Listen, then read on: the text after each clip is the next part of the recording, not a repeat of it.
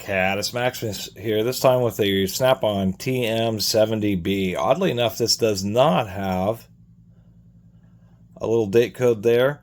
There may have been one. Many times on Snap-on ratchets, I've learned they stamp it right there in between the on and off, and either it's there and it just didn't come out very well, or this one indeed doesn't have a date code.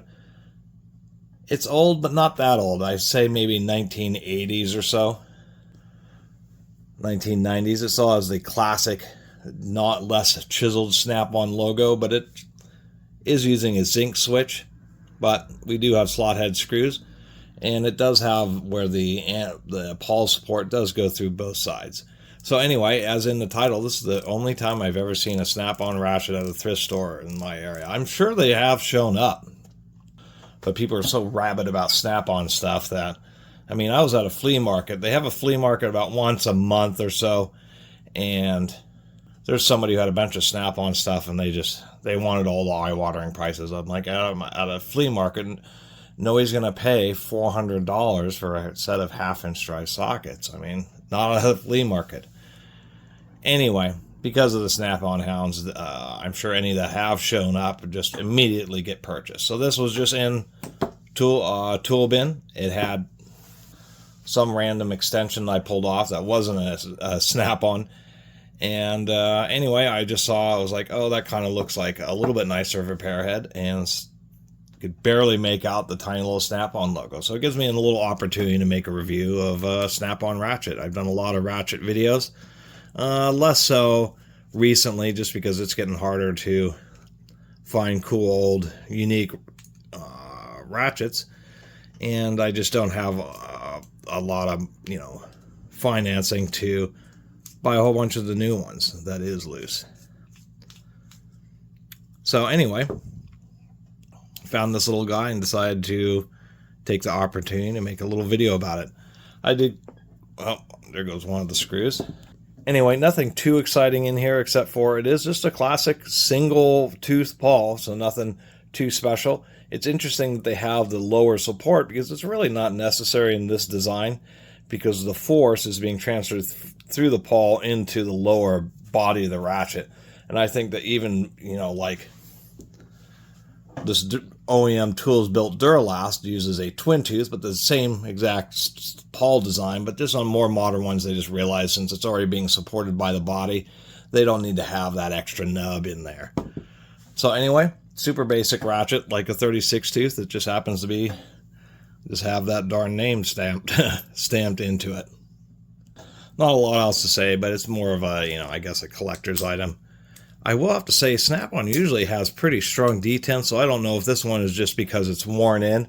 We can see on the anvil there is some polishing, but not too much.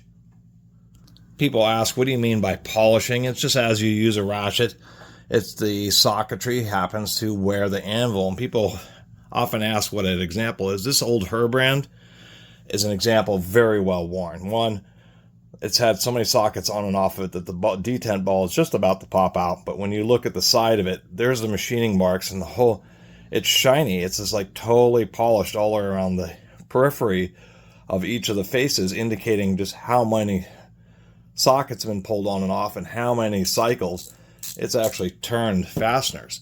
This is one of my most used ratchets. So that's what happens when you end up really getting your money's worth out of ratchets, is it really starts polishing up the anvil, and it's the easiest way to kind of tell how much use is on it.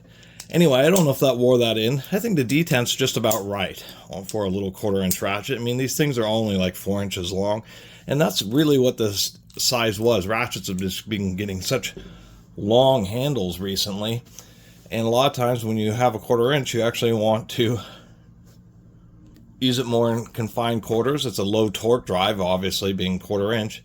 And so that's just about the right length. And that's with these old school Duralast. These were the last of the good AutoZone ratchets. They stopped selling these like 10 years ago now.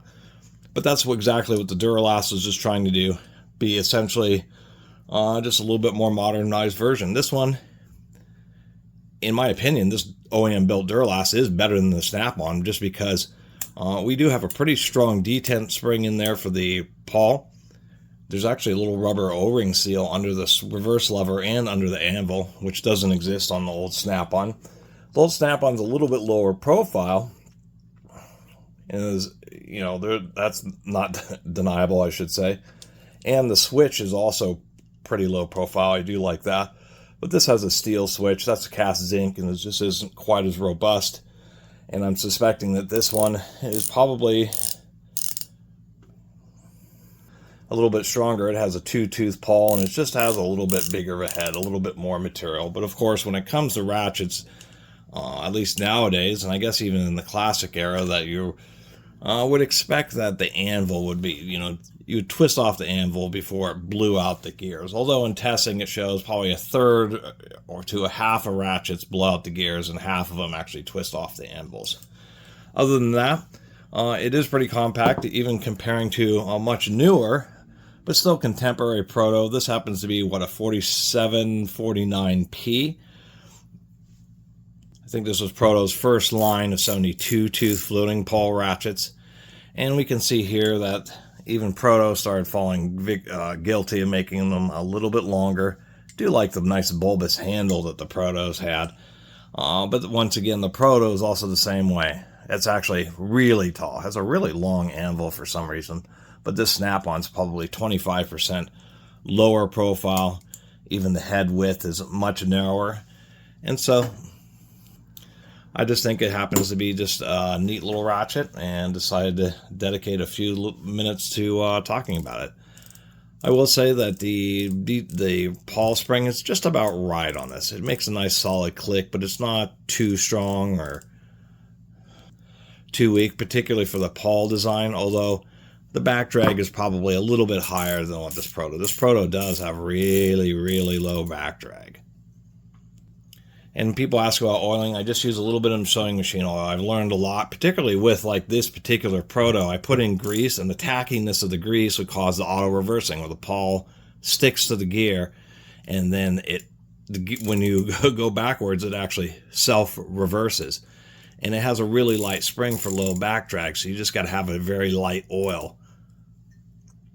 And so that's what I've been learning and doing, is just been using 3-in-1 oil, just general sewing machine oil, drop oil, motor oil, transmission fluid, something like that. But I definitely learned, even with modern synthetic greases, they're just a little bit too thick, too much tackiness to them. So you just want to use a light oil when it comes to ratchets. Anyway, my first snap-on 1/4-inch ratchet, and glad I could talk about it with y'all. Thanks for watching.